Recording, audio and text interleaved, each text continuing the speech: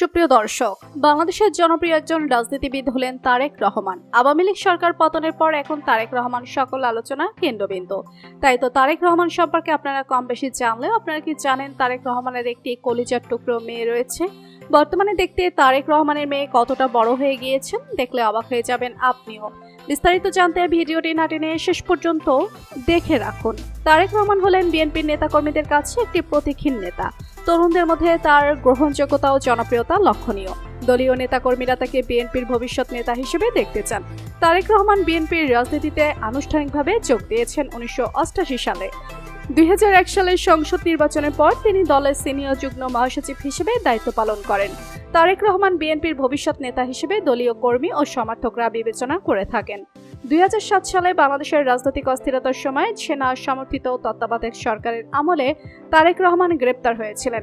এরপর চিকিৎসার জন্য লন্ডনে চলে যান তারেক রহমান।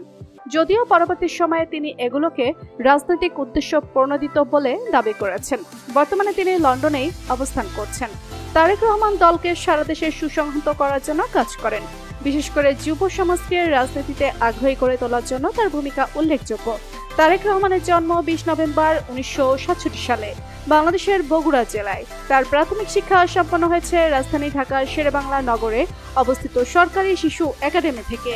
পরবর্তীতে তিনি ঢাকার residential model high school and college থেকে উচ্চ মাধ্যমিক সম্পন্ন করেন।